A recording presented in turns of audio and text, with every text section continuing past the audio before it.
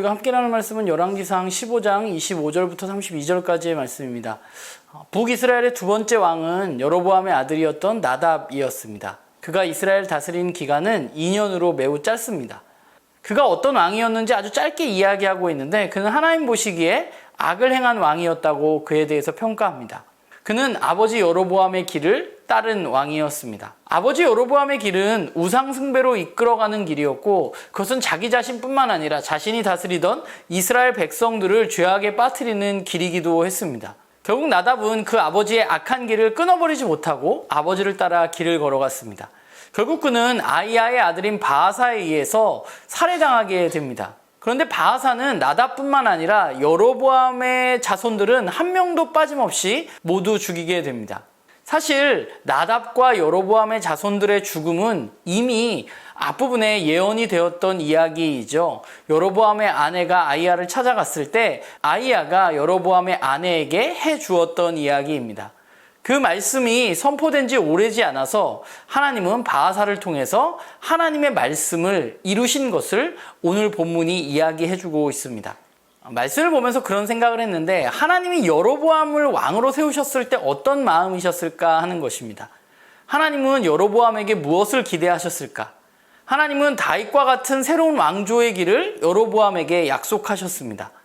다윗의 아들 솔로몬과 다윗의 손자 르호보암은 하나님의 말씀을 따라 살지 않았지만 이제 여로보암이 하나님의 말씀을 따라서 살기를 기대하는 마음으로 그를 부르셨고 그에게 이스라엘 민족들을 맡기신 것이죠. 그런데 그는 하나님을 버리고 우상을 숭배했습니다.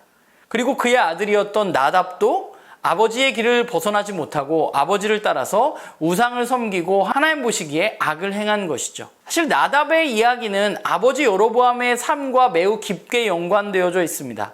왜냐하면 나답이 여로보암의 길을 따랐고 결국 나답의 죽음은 여로보암의 죄에 대한 하나님의 심판이라고 말씀이 이야기하고 있기 때문입니다.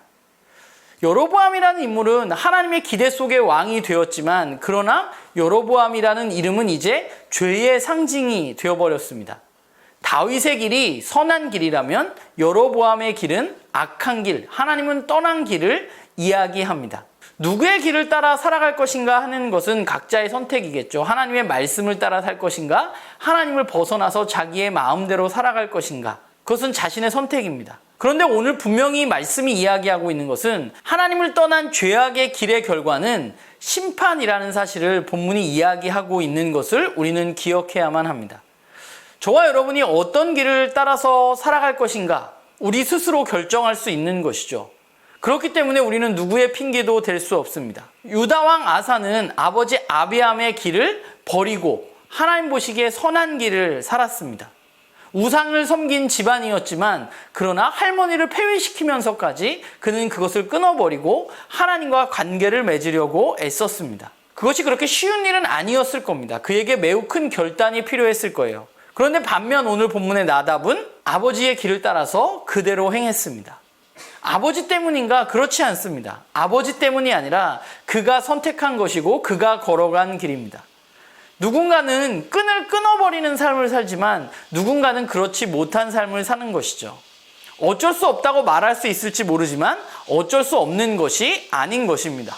하나님은 우리의 죄에 대해서 벌을 주기 위해서 존재하시는 분이 아니라 우리가 하나님께로 돌아가기를 원하시는 분이십니다. 하나님은 분명히 나답도 돌이키기를 원하셨을 것입니다.